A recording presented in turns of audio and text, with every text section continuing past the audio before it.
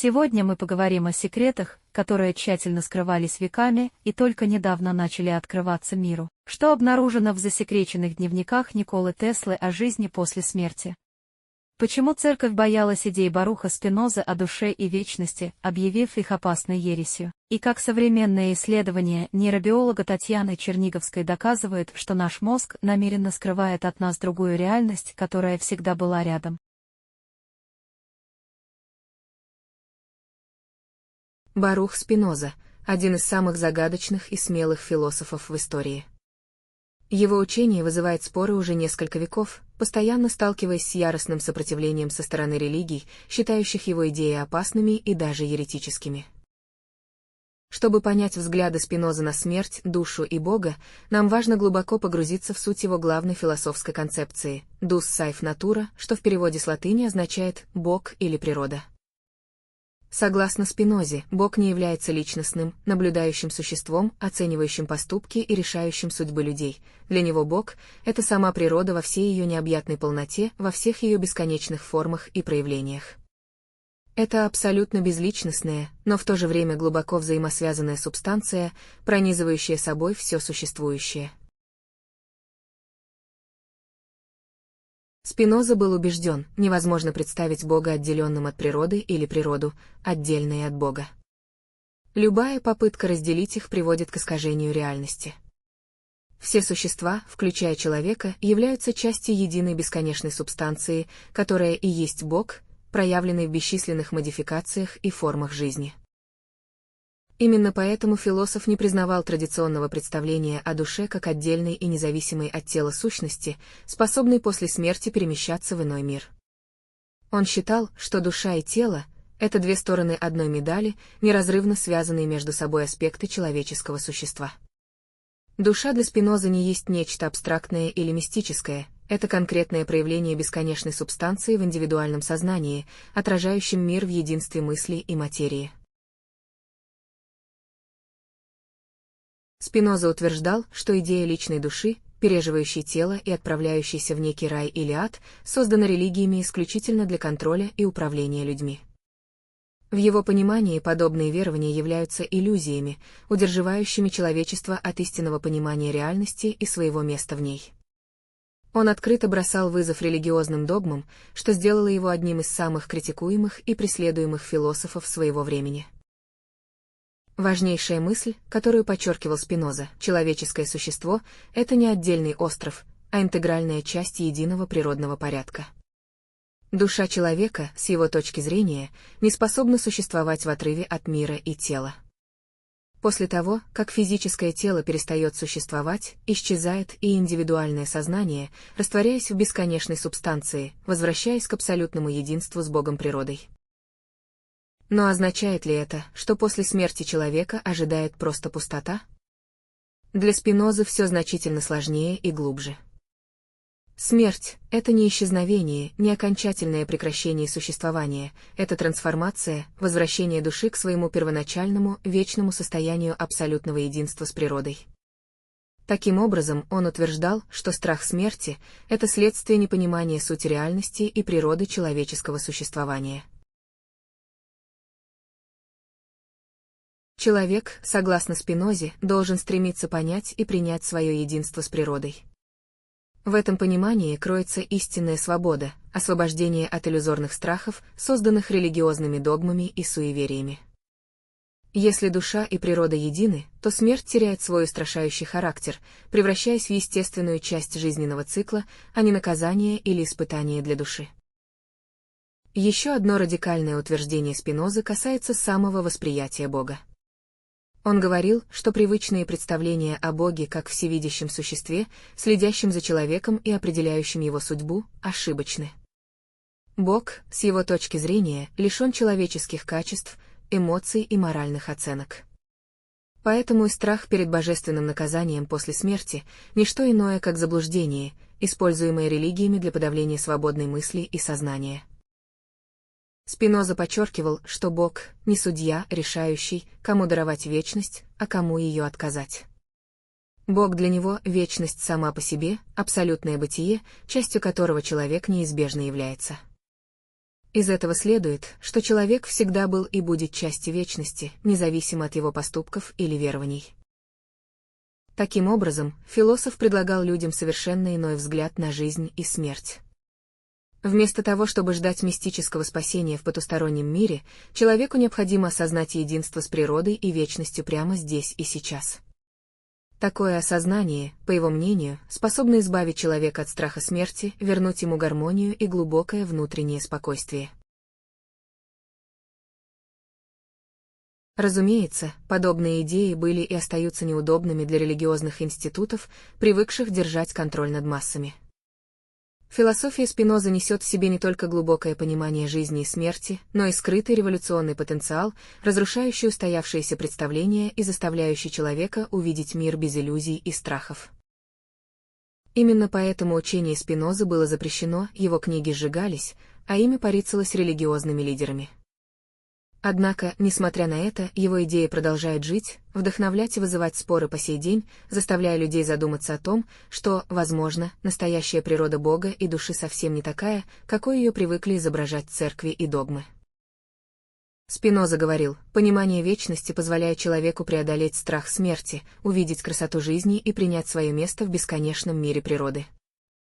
И, возможно, именно эта смелая и глубокая идея способна освободить сознание от иллюзии и показать, что смерть — это всего лишь возвращение к истокам, к той вечности, из которой когда-то пришла сама жизнь. После того, как мы глубоко погрузились в философию Спинозы и разобрали его уникальное представление о Боге и душе, пришло время разобраться в вопросе, который волновал человечество всегда: что происходит после смерти? Религии и наука веками предлагают совершенно разные ответы, но философия Спинозы предлагает совершенно иной, радикальный взгляд, который заставляет пересмотреть привычные представления о загробной жизни. Именно поэтому религиозные организации веками старались скрыть или исказить его идеи, боясь потерять власть над людьми и контроль над их верой и страхами. Согласно Спинозе, после смерти человека не ждет ни рай, ни ад в их традиционном понимании. Душа человека не отправляется в какое-то отдельное пространство, предназначенное для наказания или награды. Вместо этого она сливается с единой и бесконечной природой, возвращаясь в свое первоначальное состояние абсолютного единства и вечности. Почему религии так боятся этого простого, но революционного утверждения? Все дело в том, что подобный взгляд на загробную жизнь подрывает саму основу религиозного контроля над человеческим поведением. Если после смерти человека не ждет личный суд со стороны Бога и нет разделения на праведников и грешников, то религии утрачивают мощнейший инструмент управления массами, страх перед наказанием в аду или надежду на райское блаженство. Именно этот страх перед потерей контроля заставляет религиозные институты яростно бороться против философии Спинозы. Ведь если люди осознают, что душа не принадлежит ни церкви, ни религии, а является частью бесконечной природы и вечности, исчезает сама потребность в посредниках между человеком и Богом. Человек становится свободным в своей вере и понимании мира, что для религий совершенно недопустимо. Спиноза утверждал, что человек никогда не покидает мир природы, потому что он никогда от нее не отделялся. Смерть — не уничтожение, а растворение индивидуального сознания в бесконечном сознании природы. Это возвращение к первоисточнику всего сущего, который и есть вечность. Но что значит вернуться к вечности? Согласно философу, человек воспринимает себя как отдельное и самостоятельное существо только благодаря ограниченному сознанию и чувственному восприятию реальности. После смерти, когда сознание перестает быть связанным с индивидуальным телом, оно снова сливается с бесконечностью, утрачивая иллюзию отдельности и обретая единство с природой. Именно поэтому Спиноза называл смерть не трагедией, а переходом к вечному состоянию, свободному от страданий, страха и иллюзий. Он говорил, что человек боится смерти только потому, что не осознает истинной природы своего существования. Когда приходит понимание вечности и единства с природой, страх исчезает, уступая место глубокому спокойствию и принятию. Однако традиционные религии активно противодействуют такому пониманию смерти, называя его еретическим и опасным. Они стремятся поддерживать убеждение, что после смерти человека ждет личный суд и вечная участь в раю или аду, поскольку именно это позволяет сохранять социальный и психологический контроль над людьми. Страх смерти – это древнейший и мощнейший рычаг власти, который теряет силу, как только человек принимает философию Спинозы. Если человек понимает, что смерть – это естественная часть цикла жизни и единения с природой, то он перестает нуждаться в утешениях и обещаниях религии. Его мировоззрение становится более зрелым и свободным, а вера – не слепым следованием догматам, а осознанным пониманием единства со всем сущим. Именно этого больше всего боятся религии, поскольку свободомыслящий человек гораздо сложнее управляем. Спиноза также указывал на фундаментальное отличие своего понимания загробной жизни от научного. Наука, исследуя материальный мир, склоняется к тому, что после смерти сознание человека просто исчезает, так как не находит физических доказательств существования души. Но философия Спинозы предлагает компромиссный взгляд. Душа и сознание не исчезают, а трансформируются, возвращаясь в свое исходное состояние единства и целостности с природой. Таким образом, философия Спинозы снимает напряжение между научным скептицизмом и религиозной догматикой, предлагая человеку глубокое, философское понимание смерти как естественного и даже прекрасного возвращения к абсолютному началу, откуда он когда-то пришел. Эта мысль одновременно революционна и утешительна, освобождая человека от иллюзий и страхов. В конечном итоге философия Спинозы дает нам уникальную возможность переосмыслить свое отношение к смерти и жизни, освободиться от искусственно навязанных страхов и догм. И хотя религии пытаются скрыть эту истину, боясь ее освобождающего потенциала, идеи Спинозы продолжают распространяться и вдохновлять тех, кто осмеливается думать свободно и открыто. Возможно, именно поэтому Спиноза сказал: «Свободен только тот, кто понимает вечность». И это понимание способно изменить все, сделав человека по-настоящему свободным и бесстрашным перед лицом самой жизни и ее неизбежного завершения. Теперь вы знаете, почему религии так отчаянно хотят скрыть от вас правду о смерти. И выбор, бояться или принять эту истину, полностью остается за вами. Смерть Николы Теслы в 1943 году вызвала огромное внимание не только в научном сообществе, но и среди правительственных структур. Сразу после его ухода Федеральное бюро расследований США конфисковало большую часть личных записей и документов гениального изобретателя, мотивируя это вопросами национальной безопасности. Но что именно власти считали столь опасным, чтобы засекретить записи ученого на десятилетия? Среди изъятых материалов оказались дневники и рукописи, в которых Тесла подробно излагал свое видение устройства Вселенной и роли человеческого сознания в ней. Он утверждал, что Вселенная представляет собой бесконечное энергетическое поле, внутри которого все связано невидимыми нитями.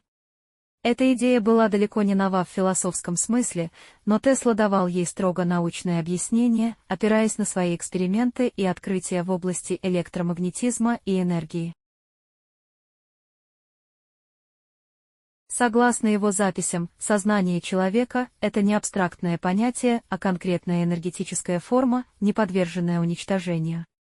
Ученый ссылался на фундаментальный закон сохранения энергии, утверждая, что сознание, будучи энергетическим явлением, сохраняется даже после разрушения физического тела.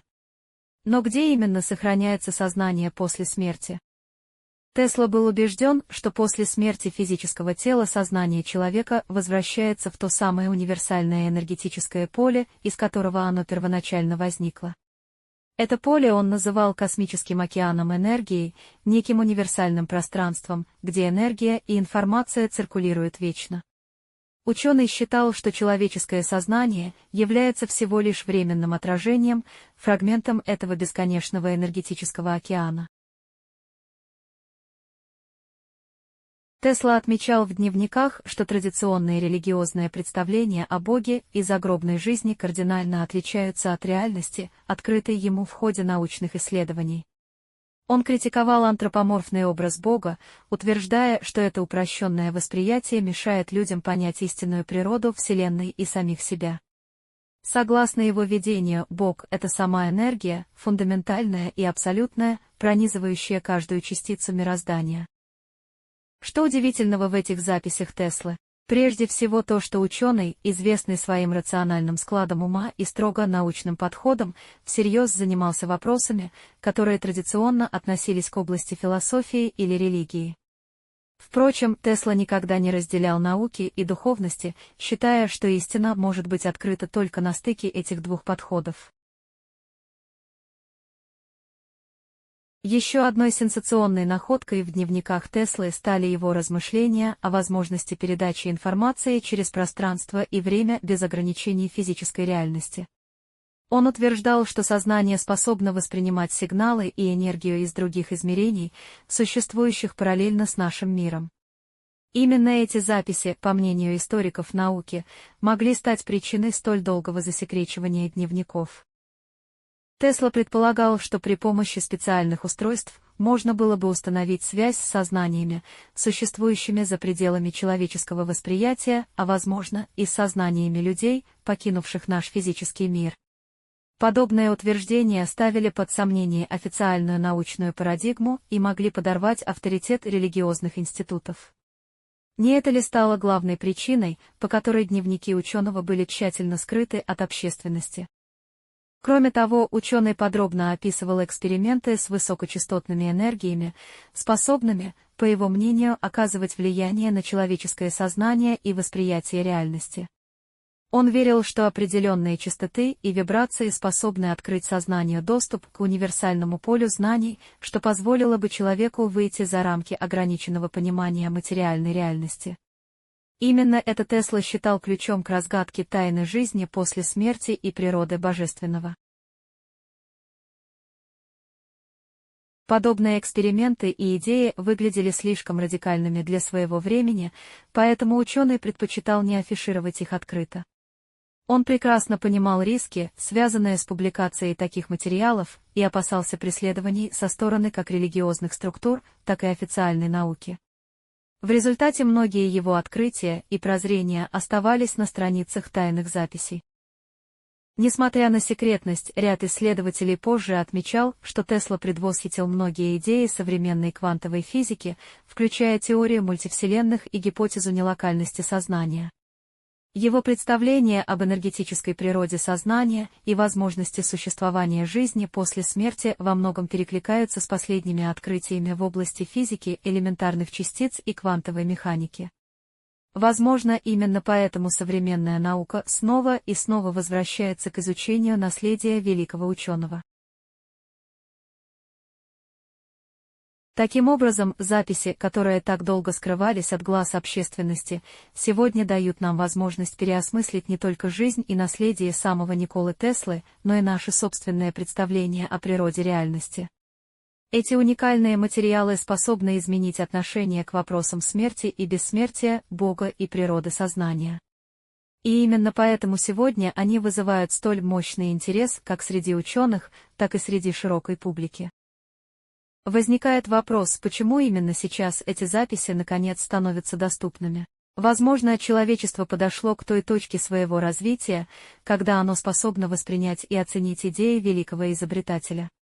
Ведь еще недавно подобные взгляды считались бы фантастическими, а сегодня они обретают научное подтверждение и всерьез обсуждаются ведущими учеными всего мира.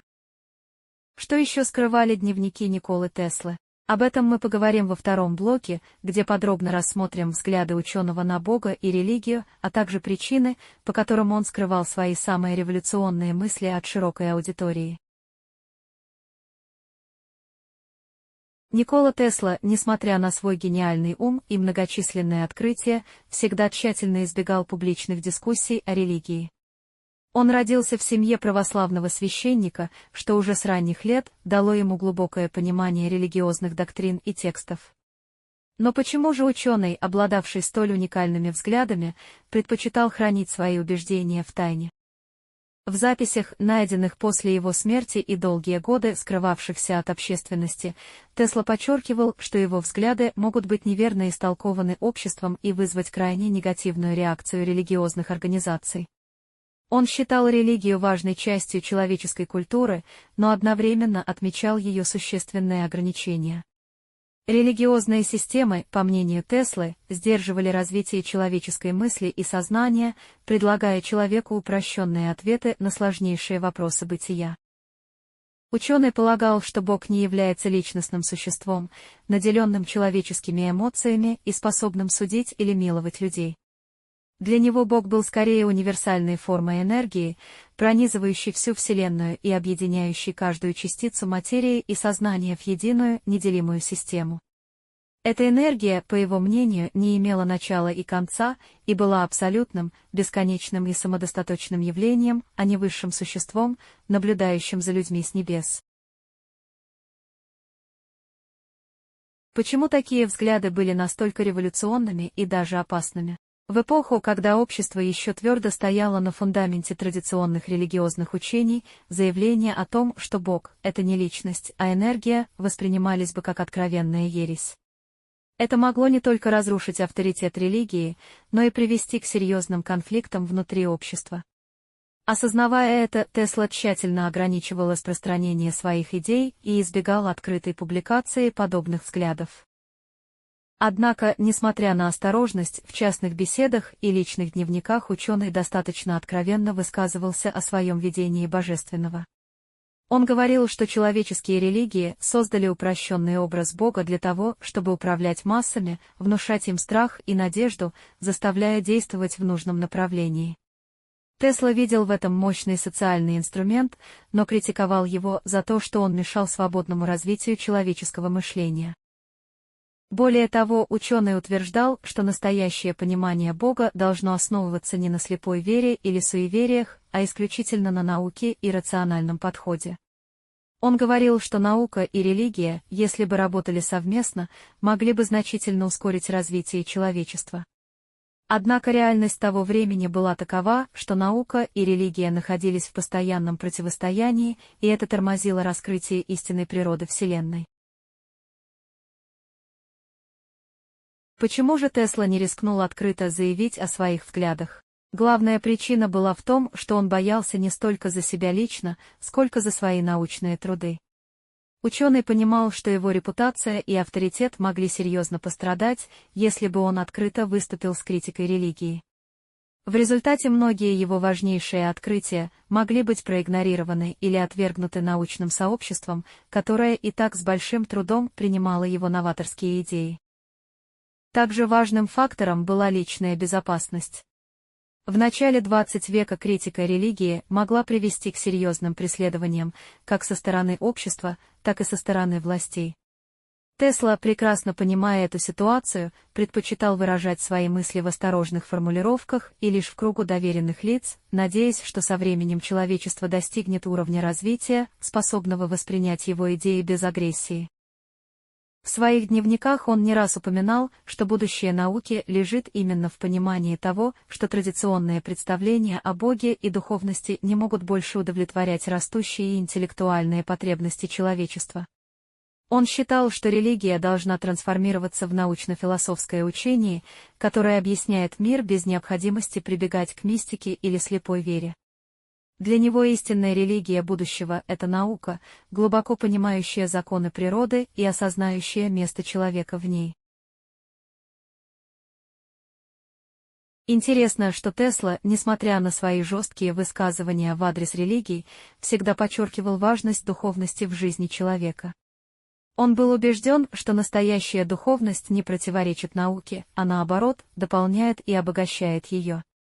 Именно поэтому он выступал за гармоничное объединение научных знаний и духовного опыта, которое могло бы дать человечеству совершенно новые горизонты развития и понимания себя и окружающего мира. В результате сегодня, когда его записи постепенно становятся доступными, мы можем увидеть истинные масштабы его философского наследия и понять, почему великий ученый был вынужден хранить свои взгляды в тайне. Ведь идеи, которые он высказал почти век назад, только сейчас начинают находить свое подтверждение в научных исследованиях и осмысливаться современным обществом. Какие же еще тайны содержали дневники Николы Теслы и как именно он представлял себе жизнь после смерти и бессмертия человеческого сознания? Именно об этом мы поговорим в заключительном, третьем блоке. Вопрос жизни после смерти веками волновал умы философов, ученых и религиозных деятелей. Никола Тесла не был исключением, однако его подход к этому вопросу кардинально отличался от общепринятых взглядов. Что же именно писал об этом величайший изобретатель и гениальный мыслитель, и почему его идеи так долго скрывались? В своих секретных дневниках, хранившихся десятилетиями под замком спецслужб США, Тесла оставил записи о том, что смерть, по его глубокому убеждению, не является концом существования сознания. Для него смерть представляла собой не более чем трансформацию, переход сознания человека из одной формы существования в другую. Основываясь на своих многочисленных экспериментах и теоретических исследованиях, Тесла пришел к выводу, что сознание неразрывно связано с универсальной энергией и является ее неотъемлемой частью. «Энергия не может быть создана или уничтожена», — писал он, — «она лишь переходит из одного состояния в другое». Это утверждение является центральным в его рассуждениях о бессмертии сознания. Согласно Тесле, сознание каждого человека после физической смерти сохраняется в виде уникальной информационно-энергетической структуры в бесконечном пространстве Вселенной. Но как именно это происходит? Тесла утверждал, что мозг человека действует подобно приемно-передающему устройству, улавливая и транслируя сигналы универсального информационного поля. В момент смерти, когда тело перестает функционировать, сознание просто перестает быть привязанным к физическому приемнику и переходит в состояние чистой информационно-энергетической волны. Таким образом, оно становится частью огромного космического сознания, сохраняя при этом все свои знания, память и опыт. Тесла подробно описывал и тот механизм, который, по его мнению, мог бы позволить живым людям взаимодействовать с сознаниями умерших.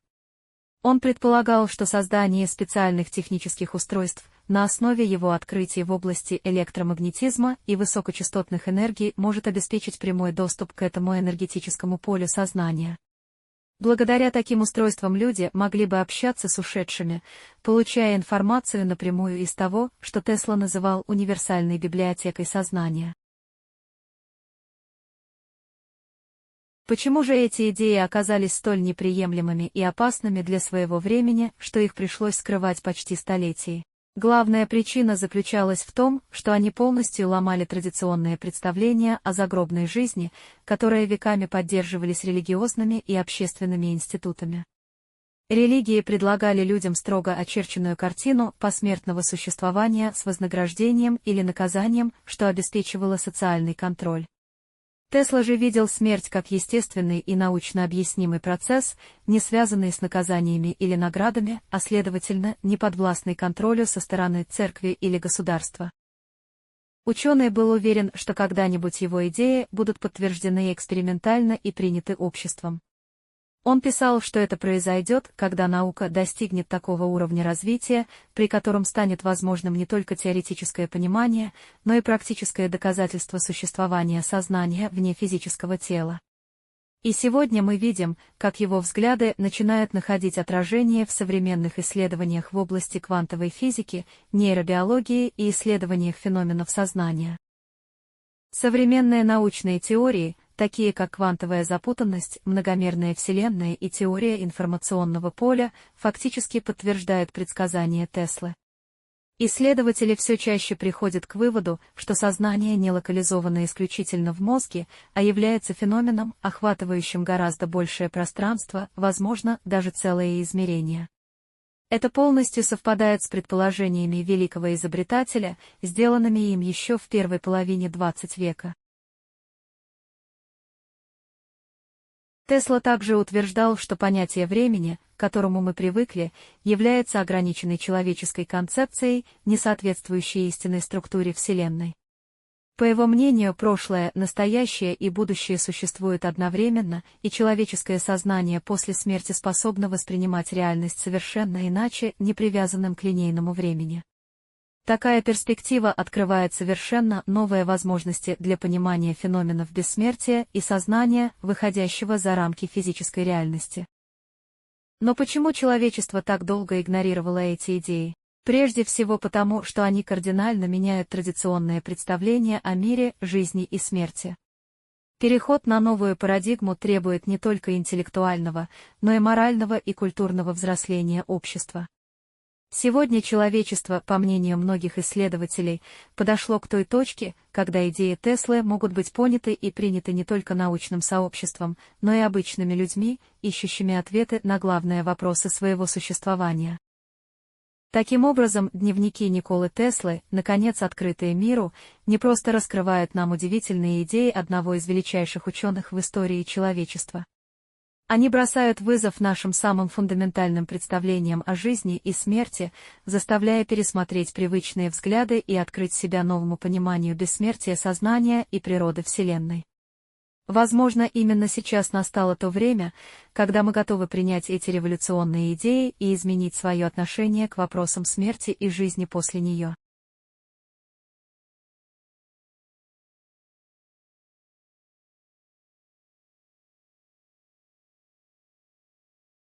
Ограниченность человеческого восприятия. Профессор Татьяна Черниговская, специалист по нейронаукам и психолингвистике, выдвигает революционный взгляд на наше восприятие мира. Человеческий мозг воспринимает лишь ничтожную часть окружающего электромагнитного спектра, всего около 0,00001% от общего диапазона излучений. Это подобно просмотру грандиозного спектакля через крошечные отверстия, когда колоссальный массив информации остается невидимым для наших сенсорных систем. Воспринимаемая нами объективная реальность не более чем конструкт мозга, собранный из крайне ограниченных данных, поступающих через 5 органов чувств. Эволюционно наши сенсорные системы развились для обеспечения выживания в определенной экологической нише, а не для восприятия абсолютной истины о мире. Черниговская подчеркивает, то, что мы считаем полной картиной реальности, фактически является лишь адаптивной моделью, достаточной для биологического выживания, но далекой от исчерпывающего представления о многомерном мире. Секундомер равно 30:00. Мозг постоянно фильтрует колоссальные объемы сенсорной информации, по оценкам нейробиологов, до 11 миллионов бит в секунду, однако сознание способно обрабатывать лишь около 50 бит, что составляет примерно 0,0005% входящих данных. Этот механизм нейрональной редукции эволюционно необходим, чтобы защитить нас от информационной перегрузки и позволить концентрироваться на потенциально значимых для выживания аспектах.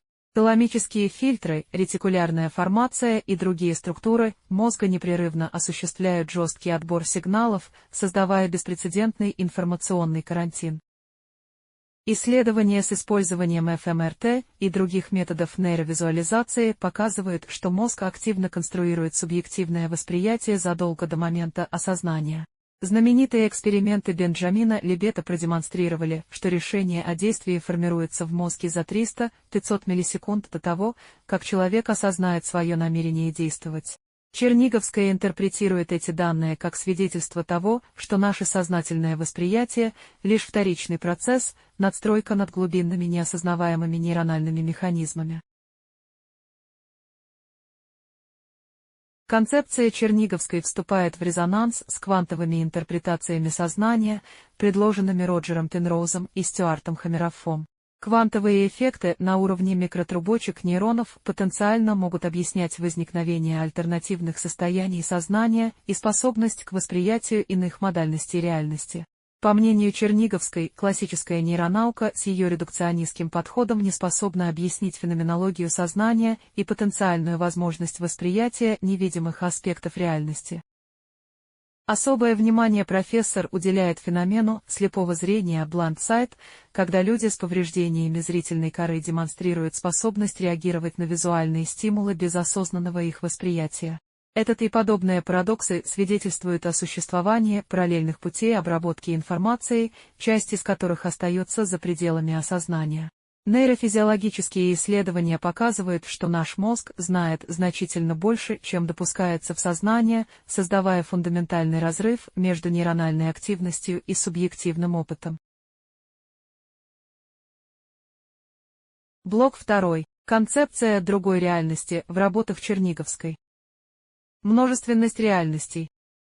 Революционная идея Черниговской состоит в том, что параллельно с воспринимаемой нами реальностью существуют другие измерения или модальности бытия, невидимые для стандартного человеческого восприятия. Эти альтернативные реальности не мистичны или сверхъестественны, они вполне материальны и подчиняются физическим законам, однако находятся за пределами наших эволюционно ограниченных сенсорных возможностей. Многочисленные виды животных, от летучих мышей с их эхолокацией до рыб, чувствующих электрические поля, или насекомых, видящих в ультрафиолетовом диапазоне, живут в радикально отличающихся сенсорных мирах, демонстрируя биологическую относительность восприятия. Умвельт-Умолт, термин из биосемиотики, который часто использует Черниговская, обозначает видоспецифичный сенсорный мир, доступный организму в зависимости от его органов чувств.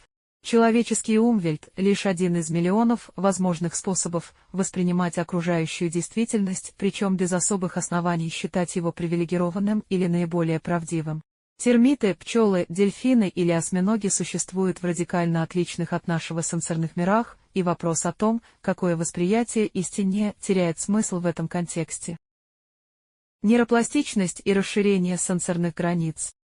Исследования нейропластичности показывают удивительную способность мозга адаптироваться к новым источникам информации. Эксперименты с сенсорной субституцией, когда, например, информация с видеокамеры преобразуется в тактильные сигналы на языке или звуковые паттерны, демонстрируют возможность перенаправления сенсорных каналов. Слепые участники таких экспериментов начинают видеть через язык или кожу, что свидетельствует о потенциальной гибкости нашего сенсориума и возможности расширения его границ.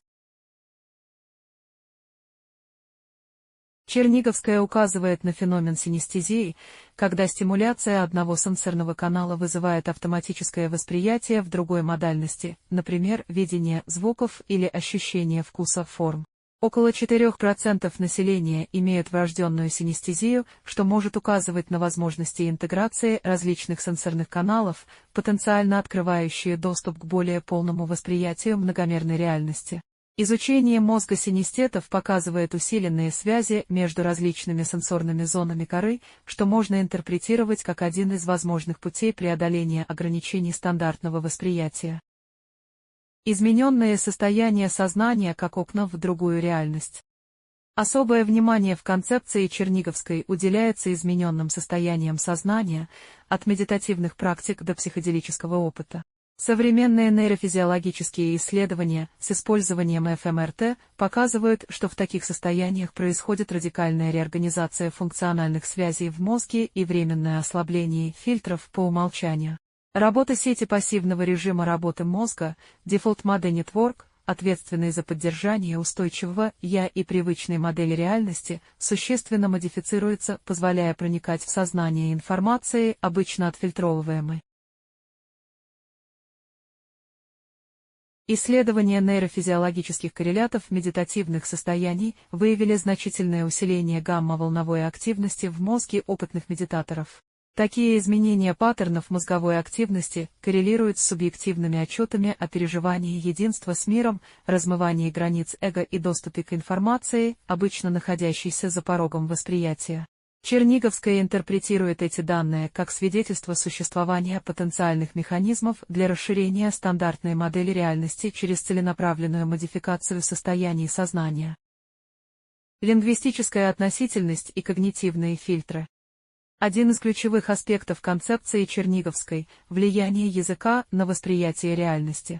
Гипотеза лингвистической относительности Сапира-Уорфа, которую она развивает в современном нейронаучном контексте, постулирует, что структура языка формирует или существенно влияет на наше мировосприятие.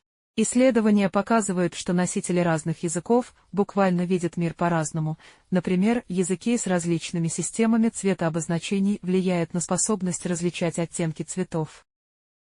Российские племена, имеющие множество слов для различных типов снега, демонстрируют более тонкую дифференциацию снежного покрова в перцептивных тестах. Языки, где пространственная ориентация кодируется относительно сторон света, север, юг, восток, запад, а не эгоцентрически, справа-слева, формируют у говорящих принципиально иные когнитивные карты пространства. Черниговская считает, что язык функционирует как одновременный инструмент доступа к реальности и как фильтр, ограничивающий восприятие рамками имеющихся лингвистических категорий. Нейролингвистические исследования, проведенные командой Черниговской, показывают активацию различных нейронных сетей при использовании разных языков билингвами. Этот факт интерпретируется как свидетельство того, что каждый язык создает особую ментальную оптику, через которую мы воспринимаем реальность. Изучение новых языков, особенно структурно отличных от родного, может служить методом расширения когнитивных горизонтов и потенциального доступа к аспектам реальности, невыразимым в рамках одной лингвистической системы. Интуиция и неосознаваемое восприятие. Черниговская рассматривает интуицию не как мистическую способность, а как результат обработки информации на неосознаваемом уровне. Эксперименты с прайминг-эффектами и сублиминальным восприятием демонстрируют, что мозг регистрирует и обрабатывает значительно больше информации, чем достигает порога осознания. Интуитивные решения часто оказываются более точными в сложных ситуациях именно потому, что задействуют нейронные ресурсы, работающие параллельно с сознательными процессами. В знаменитых экспериментах с предсказанием колебаний рынка профессиональные трейдеры демонстрировали физиологические реакции на будущие значимые изменения котировок за несколько секунд до их появления на мониторах. Подобные феномены предвосхищающего восприятия фиксировались и в других экспериментальных парадигмах, вызывая дискуссии о возможности доступа неосознаваемых нейронных механизмов к информации, которая с точки зрения классической физики еще не существует. Черниговская интерпретирует эти данные в контексте квантовых моделей сознания, допускающих нелокальные корреляции и потенциальный выход за рамки линейного времени. Эволюционные аспекты ограниченного восприятия. Почему эволюция сформировала у нас столь ограниченное восприятие реальности? Черниговская указывает на принцип эволюционной достаточности. Организму нет необходимости воспринимать весь спектр реальности для успешного выживания и размножения. Избыточное восприятие может быть не только энергетически затратным, но и дезадаптивным, создавая информационную перегрузку, парализующую принятие решений.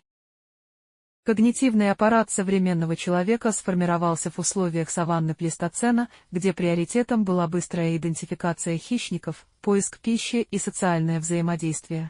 Эволюционная эпистемология предполагает, что наше восприятие оптимизировано не для доступа к объективной истине, а для максимизации приспособленности в конкретной экологической нише. Черниговская отмечает, что современная технологическая среда радикально отличается от той, под которую калибровались наши когнитивные системы, что создает фундаментальный разрыв между нашими перцептивными возможностями и требованиями современного мира. Эмерджентные свойства и сложность реальности. Концепция эмерджентности занимает центральное место в теоретических построениях Черниговской. Эмерджентные свойства возникают на более высоких уровнях организации системы и не могут быть предсказаны на основе свойств ее отдельных компонентов.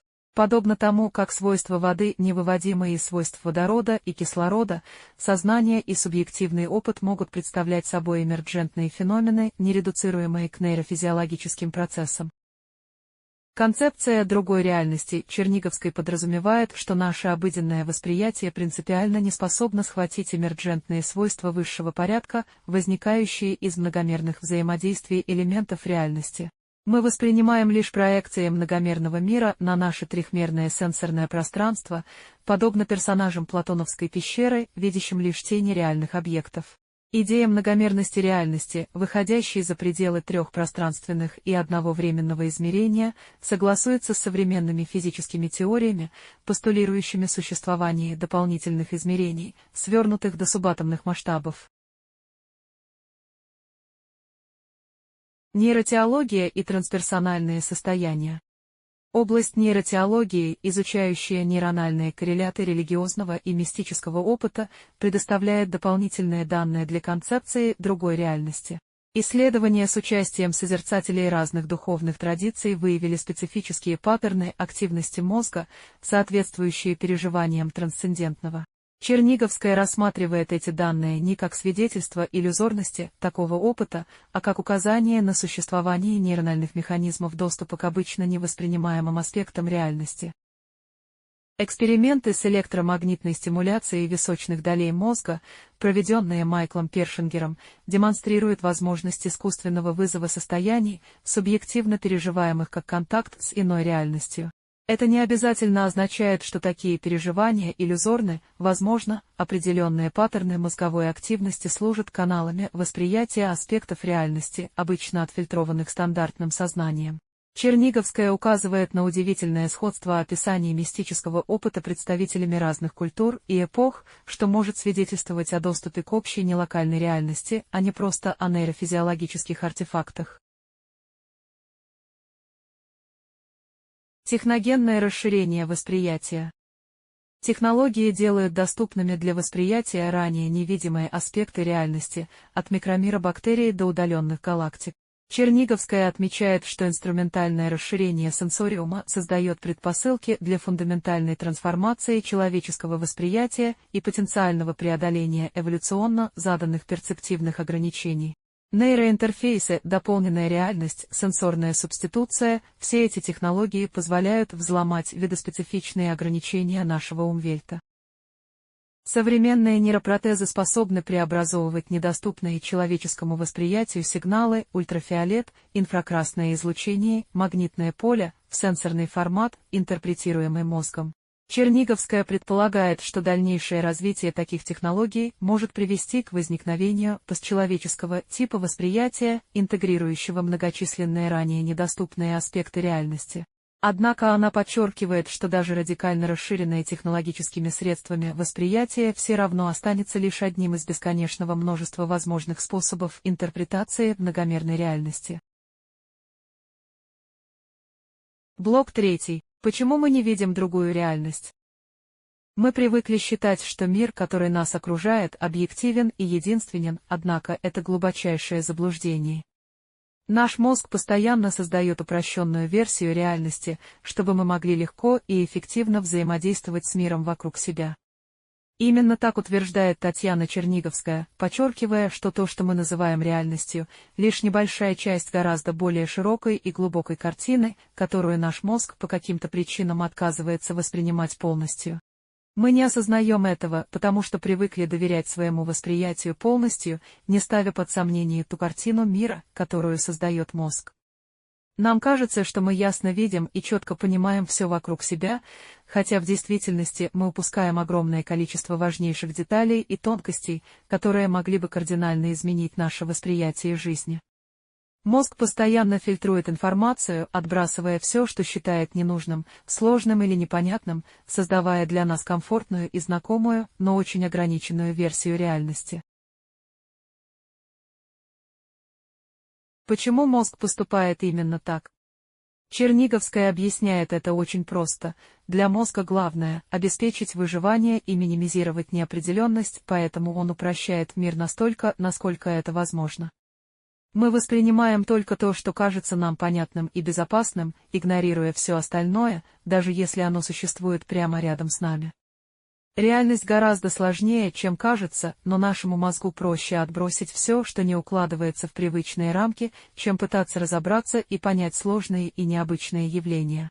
Этот подход имеет свои плюсы, он помогает нам эффективно жить и действовать, не отвлекаясь на бесконечное количество деталей. Но одновременно он и ограничивает нас, мешая увидеть реальность такой, какой она есть на самом деле, живой, многомерной и постоянно меняющейся. И когда мы сталкиваемся с чем-то действительно необычным, наш мозг либо не замечает этого вовсе, либо быстро находит привычное объяснение, чтобы сохранить привычную стабильность восприятия. Другим фактором, мешающим нам увидеть другую реальность, является влияние культуры и образования. С самого детства нас учат видеть мир определенным образом, формируя устойчивые шаблоны восприятия, которые потом практически невозможно изменить самостоятельно. Черниговская подчеркивает, что восприятие всегда связано с нашим опытом, памятью и культурными установками. Мы буквально не видим того, чему нас не учили, и не замечаем того, что не вписывается в привычную картину мира. Наше сознание формируется под влиянием окружения, семьи, общества, которое постоянно транслирует нам определенное представление о том, что является реальностью, а что нет. Из-за этого мы перестаем задавать вопросы и воспринимаем окружающий мир как нечто само собой разумеющееся, забывая, что есть множество других способов видеть и понимать жизнь. Это лишает нас огромного количества возможностей и делает наше сознание закрытым и ограниченным. Еще одна причина, по которой мы не видим другую реальность, заключается в том, что мозг избегает информационного перегруза. Мы живем в эпоху, когда вокруг нас постоянно находится огромное количество информации, и чтобы не утонуть в ней, мозг вынужден еще сильнее ограничивать восприятие. Черниговская подчеркивает, что в таком режиме мы буквально слепнем и глохнем, теряя способность воспринимать мир по-настоящему глубоко и целостно. Вместо того, чтобы остановиться и задуматься, мы движемся на автомате, пропуская мимо себя большую часть жизни. Мы смотрим, но не видим, слушаем, но не слышим, воспринимаем информацию поверхностно и без осознания. В результате другая реальность, более полная и глубокая, остается для нас невидимой, хотя на самом деле она находится рядом, прямо перед нами. Как же преодолеть эти ограничения восприятия и начать видеть мир таким, каким он есть? Черниговская рекомендует начать с осознания того, что восприятие всегда субъективно и неполно. Нужно принять, что мы всегда видим лишь небольшую часть реальности, и постоянно напоминать себе о том, что многое остается за пределами нашего внимания. Это поможет мозгу постепенно расширять границы восприятия и становиться более открытым к новой информации. Также она советует регулярно тренировать мозг, изучая что-то новое, непривычное и сложное. Изучение языков, чтение философских и научных книг, медитация и любые практики осознанности помогают мозгу выходить за привычные рамки и постепенно видеть мир шире и глубже. Чем больше мы тренируем восприятие и осознанность, тем легче нам становится замечать ту реальность, которую раньше мы игнорировали или просто не замечали. И, наконец, нужно научиться останавливаться и осознанно наблюдать за происходящим вокруг. Остановитесь на мгновение прямо сейчас и задайте себе вопрос, что я вижу, слышу и ощущаю в этот момент.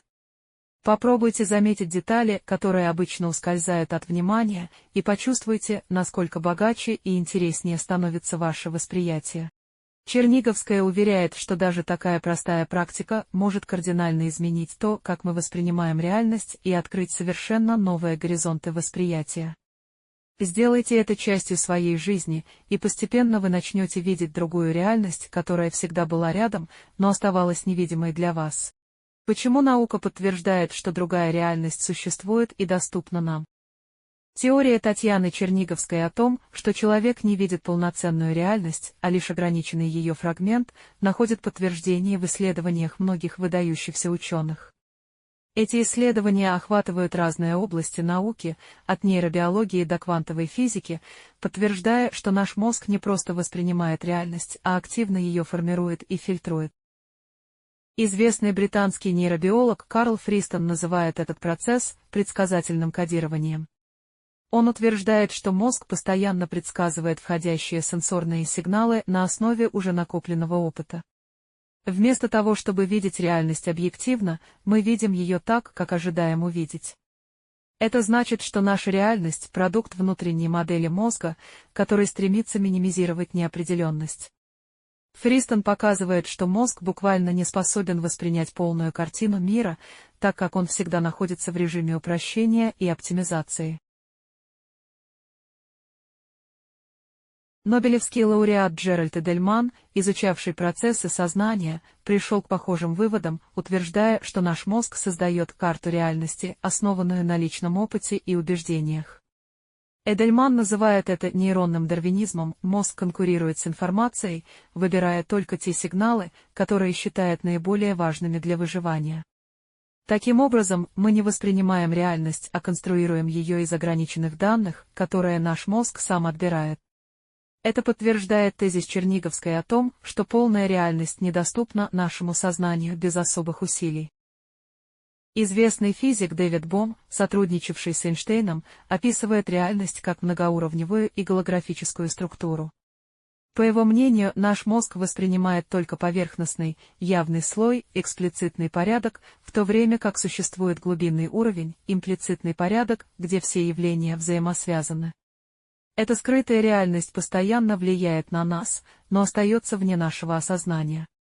Бом подтверждает, что наши органы восприятия и мозг ограничены настолько, что мы не можем воспринять истинную картину мира без выхода за рамки привычного мышления. Роберт Ланца, автор теории биоцентризма, утверждает, что именно сознание создает Вселенную, а не наоборот. Ланца показывает, что сознание первично, а материя и пространство вторичны и возникают вследствие восприятия наблюдателя. Это означает, что то, что мы считаем объективной реальностью, является лишь нашим способом интерпретации ограниченных сенсорных сигналов. Если изменить восприятие, изменится и сама реальность. Таким образом, Ланца подтверждает позицию Черниговской о том, что наш мозг создает и фильтрует окружающий мир, лишая нас возможности видеть полную картину. Физик Антон Цайлингер, получивший Нобелевскую премию за эксперименты с квантовыми системами, доказал, что частицы приобретают определенные свойства лишь в момент измерения, то есть когда их наблюдает сознание. Это доказывает, что наше восприятие активно формирует реальность на квантовом уровне. Если сознание играет роль в создании реальности даже на уровне элементарных частиц, это подтверждает, что восприятие ограничено не природой мира, а самим наблюдателем, то есть нами. Философ и нейробиолог Анил Сет подчеркивает, что мы постоянно живем в контролируемой галлюцинации. По словам Сета, восприятие — это не отражение внешней реальности, а непрерывное создание внутренней модели, основанной на прогнозах мозга. Другими словами, мы не видим мир таким, какой он есть, а видим его таким, каким наш мозг считает его наиболее подходящим для нас. Это полностью подтверждает утверждение Черниговской о субъективности и ограниченности нашего восприятия. Американский психолог и философ Уильям Джеймс еще в начале XX века говорил, что мозг подобен фильтру, который ограничивает поступающую в сознание информацию.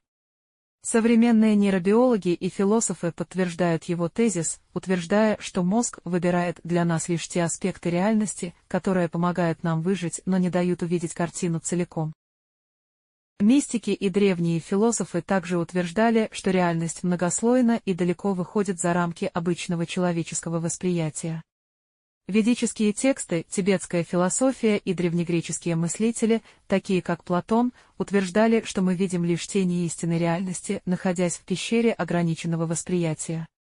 Эти древние взгляды находят подтверждение в современных научных исследованиях, доказывающих, что мозг действительно ограничивает наше восприятие.